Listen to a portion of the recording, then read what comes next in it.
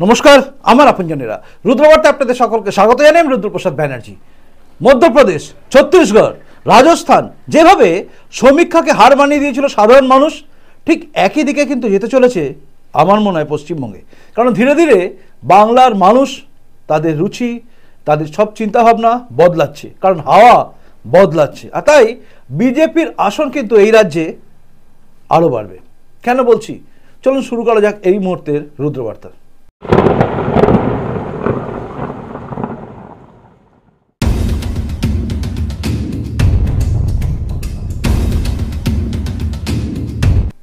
আপনারা জানেন বিজেপির জেতা বা বিজেপি কটা আসনে জিতবে এই সম্বন্ধে বিভিন্ন সময় বিভিন্ন নিউজ মিডিয়া যে সমস্ত সমীক্ষা হয়, বড় বড় সমীক্ষা করে তাদের সেই সমীক্ষা বারবার মুখ থুবড়ে পড়েছে।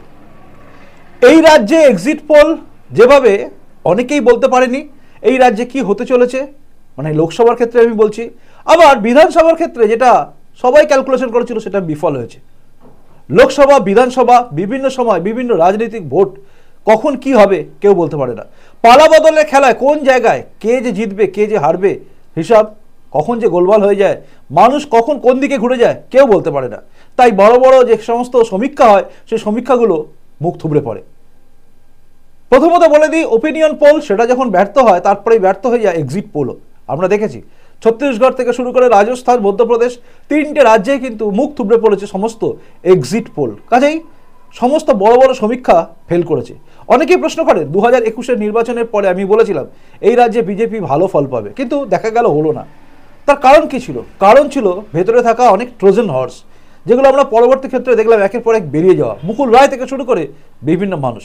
তাই আফসোস হলেও কখনোই বিফল হইনি আমরা, অর্থাৎ আমাদের যে মনের চিন্তা ছিল, যেগুলো আমরা ভেবেছিলাম সেগুলো প্রায় মিলে গেছিল। কারণ 2,28,00,000 লোক এই রাজ্যে কিন্তু ভোট দিয়েছিল বিজেপিকে, এবং বিজেপি জেতার জায়গা ছিল। বিভিন্ন ক্ষেত্রে বিভিন্ন সময় বিভিন্ন বুথে অনেক গণ্ডগোল হয়েছে।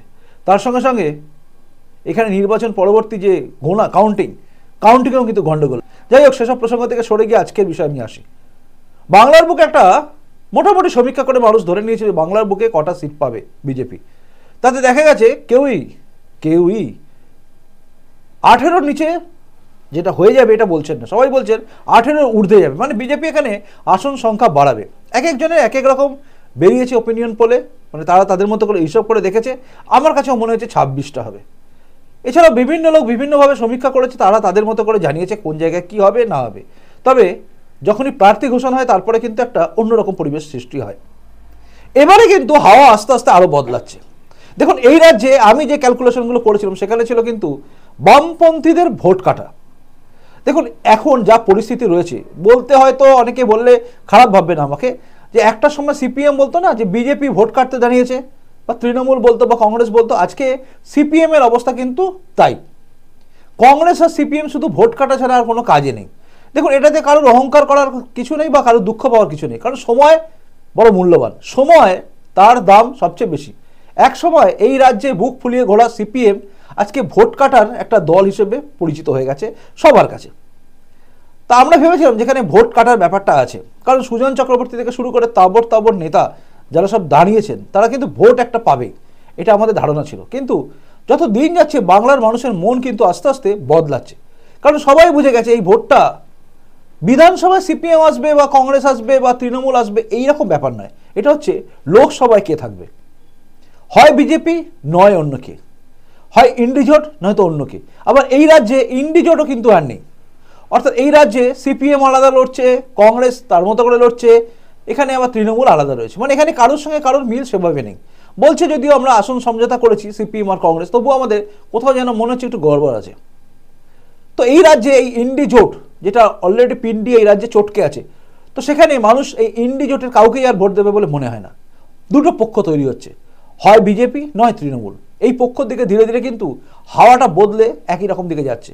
মানে যদি ভাবেন আপনি যে এই রাজ্যে সন্ত্রাস হচ্ছে, এই রাজ্যে অত্যাচার হচ্ছে, এই রাজ্যে দুর্নীতি হয়েছে, তাহলে এই দুর্নীতির হাত থেকে বাঁচার জন্য আমাদের কোথায় ভোট দেওয়া উচিত, এটা মানুষ মোটামুটি স্থির করে ফেলেছে। দেখুন, সিপিএম একটা ভোট পেতই, অস্বীকার করে কোনো ব্যাপার নেই, অস্বীকার করার কোনো জায়গাও নেই।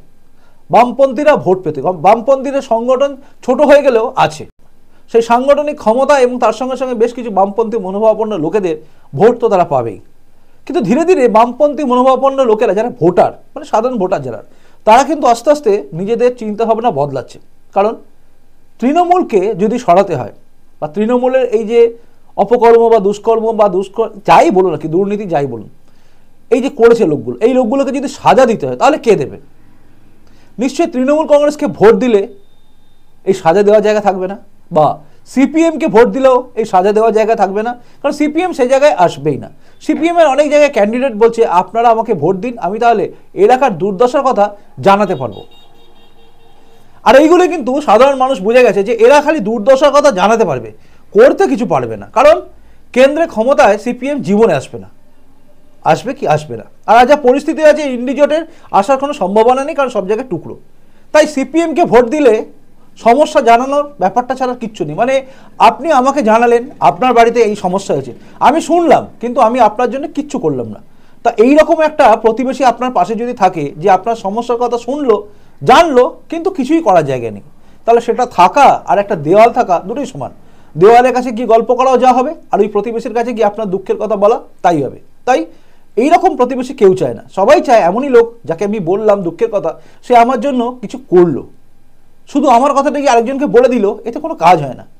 তাই সিপিএম বা কংগ্রেসকে ভোট দেওয়া মানে ভোটটা আখেরে নষ্ট করা। আর এই রাজ্যে তৃণমূল কংগ্রেসকে বাঁচাতে গেলে এদেরকে ভোট দিতে হবে।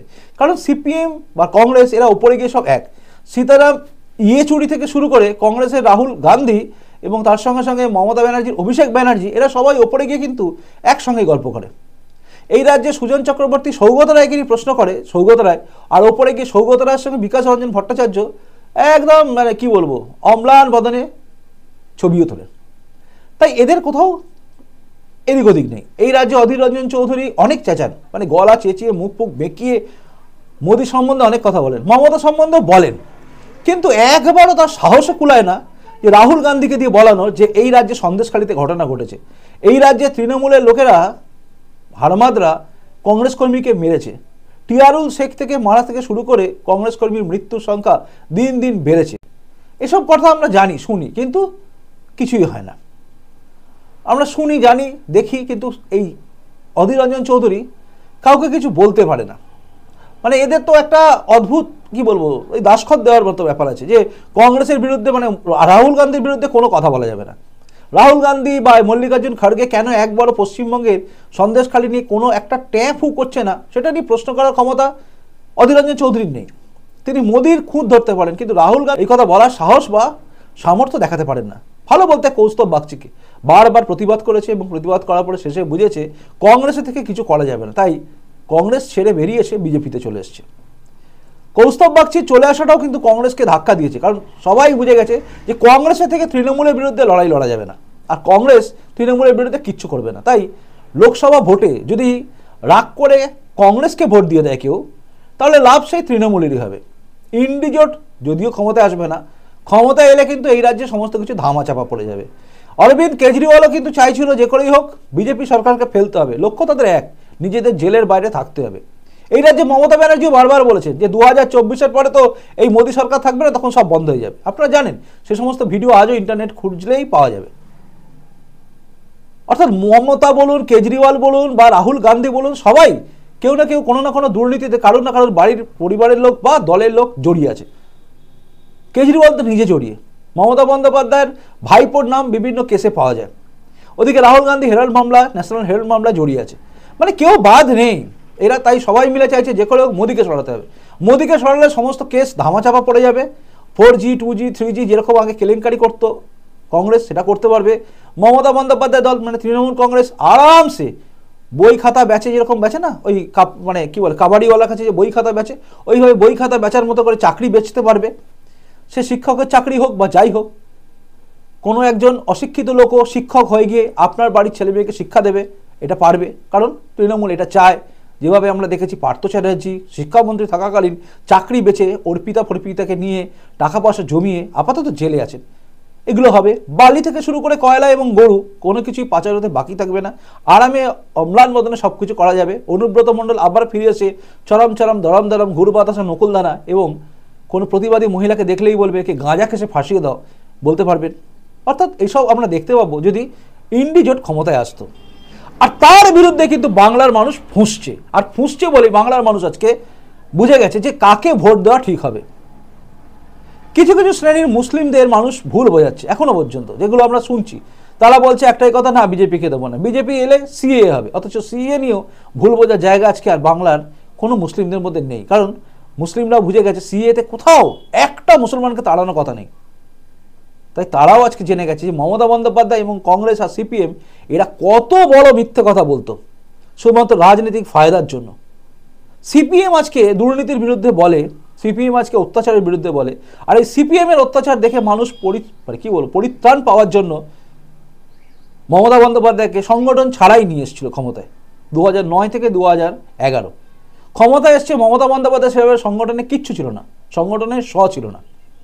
নিজেদের এলাকায় আমি দেখেছি এখানে সংগঠনের ছিল না, কিন্তু ক্ষমতায় তারা এসেছিল, কারণ মানুষ পরিত্রাণ চেয়েছিল সিপিএমের কাছ থেকে। আর সেই সিপিএম আজকে অনেক বড় বড় কথা বলতে পারে এই কারণে, কারণ সবাই ভাবে যে বাঙালি আত্মবিস্মৃত জাতি, তাই বাঙালি তাড়াতাড়ি ভুলে যায়। যেভাবে বাঙালি ভুলে গেছে দেশটা আজকে টুকরো হয়েছে, বা বাংলাটা টুকরো হয়েছিল ধর্মীয় ভিত্তিতে, আর করেছিল তার কারণ আর তার মাথা কারা ছিল, ভুলে গেছে। ভুলে যাওয়া আমাদের অধিকার। যেন বানতলা ধানতলা ধর্ষণ কাণ্ডগুলোকে ভুলিয়ে দিয়ে, মরিচঝাপিকে ভুলিয়ে দিয়ে, বিজন সেতুর ওপর সাধুদের পুড়িয়ে মারার ঘটনাকে ভুলিয়ে দিয়ে সিপিএম দন্ত বিকশিত করে আজও ভোট চাইতে পারে হাত জোর করে। দিলীপ ঘোষের নামে প্রশ্ন তোলা সিপিএম নন্দিনী মুখার্জিকে থামাতে পারে না। নন্দিনী মুখার্জি না কি নাম আছে মেয়েটি, যে সবার সামনে বলে মোদির ধুতির কি বলবো পার খুলেছে, ধুতির আর কি সবে কি কাছা খুলেছে, এরপর পুরো ধুতি খুলে দেবে, এটা বলতে পারেন। কিন্তু উল্টো দিকে যদি কেউ বলে দেয় তাহলেই প্রশ্ন এসে যাবে। অর্থাৎ প্রধানমন্ত্রী ধুতি খুলে দেওয়ার কথা বলতে পারেন, কি মুখার্জি যেন নামটাও ভুলে গেছি, তো এরা বলতে পারেন। আর সিপিএম এটা নিয়ে গর্ববোধ করে। আসলে সিপিএমের কালচারও এইরকমই। একদিন মমতা ব্যানার্জিকেও কালীঘাটের ময়না আত্মকথা কয়না বলা রেজ্জাক মোল্লা মমতা বন্দ্যোপাধ্যায়ের দলে চান্স পায়। এই রাজ্যে ডাক্তার বাপকে বলে অভিষেক ব্যানার্জি বহাল তো বিয়েতে থাকে, বাংলার মানুষ সব দেখে। এক বাপের বেটা হলে এই কথা বলতে পারেন অভিষেক ব্যানার্জি, তখন বাপ তোলা হয় না। কিন্তু দিলীপ ঘোষ বললে, যদিও কথাটাকে আমরা সমর্থন কেউ করি না, কিন্তু তখন প্রশ্ন ওঠে। শিশির অধিকারীর বিরুদ্ধে ডাক্তার বাপকে বলা এইসব কথা বলা, অভিষেক ব্যানার্জি সমাদৃত হয়, দিলীপ ঘোষ বদনাম হয়। আবারও বলছি, দিলীপ ঘোষের কথাকে আমি এক ফোঁটা সমর্থন করি না, কেউই করে না।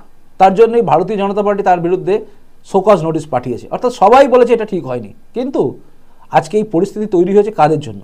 তৃণমূলের জন্য, সিপিএমের জন্য। সিপিএম কম বলেছে, একের পর এক বলে গেছে। কি নাম ছিল যেন, নামগুলো সব ভুলে গেছি, মুখের ভাষা এত কদর্য ছিল চিন্তার বাইরে। তো এই সমস্ত করা সিপিএম থেকে শুরু করে কংগ্রেস এবং এই তৃণমূল ধীরে ধীরে মানুষের কিন্তু মন বিষিয়ে যাচ্ছে, এবং বিষিয়ে যাচ্ছে বলে কিন্তু সবার মানুষের মন এক জায়গায় আসছে। সবাই বুঝে গেছে এই ভোটটা কিসের জন্য ভোট, কাদের দিতে হবে, কাদের দিলে কে থাকবে। মোদিজি থাকলে ভালো না, ইন্ডি মার্কা পিন্ডি চটকানো জোট, সেই জোটের কাউকে ভোট দেওয়া উচিত, এটা মানুষ বুঝে গেছে। তাই হাওয়া বদলাচ্ছে, এবং হাওয়া বদলাচ্ছে বলেই আজকে বিজেপির মিছিলে সাধারণ মানুষের ভিড় হচ্ছে। বিজেপির প্রার্থীকে দেখার জন্য লোকে হুমড়ে পড়ছে। অভিজিৎ গঙ্গোপাধ্যায় থেকে শুরু করে সুকান্ত ভট্টাচার্য থেকে শুরু করে সবাই যেখানে যে নামছেন তার পেছনে কিন্তু প্রচুর মানুষ নামছে। তাই বাংলার হাওয়া বদলাচ্ছে, এবং বদলাচ্ছে বলেই বিজেপির আসন কিন্তু আরও বাড়বে। দেখা যাক আরও দিন আসছে, আর এই আগামী দিনে কি কি হতে থাকে সব কিছু দেখার জন্য আপনি অপেক্ষা করে থাকুন, আমি অপেক্ষা করে থাকি। আমার এই প্রতিবেদনে যদি আপনার মনে আমি কোথাও ভুল বলেছি অবশ্যই কমেন্টস করে জানাবেন। যদি মনে আমি ঠিক বলেছি তাহলে আপনিও জানাবেন। হ্যাঁ, হাওয়া বদলাচ্ছে, এবং বদলাচ্ছে, মানুষ বুঝছে যে ভোট কাটাকাটিতে আর একে ওকে ভোট দিয়ে নয়, ভোট দিতে হবে তৃণমূলকে সরাতে গেলে বা তৃণমূলের অপশাসন থেকে বাঁচতে গেলে একটা জায়গায় ভোট দিতে হবে, আর সেটা অবশ্যই বিজেপি হওয়া উচিত। কারণ আর কোনো জায়গায় ভোট দিলে তৃণমূলের বিরুদ্ধে ভোট দেওয়া হবে না। তাই মানুষও বুঝছে। লিখবেন অবশ্যই কমেন্ট বক্সে। আর প্রতিবেদনটা ভালো লাগলে লাইক করবেন, যদি মনে হয় শেয়ারযোগ্য তবেই শেয়ার করবেন।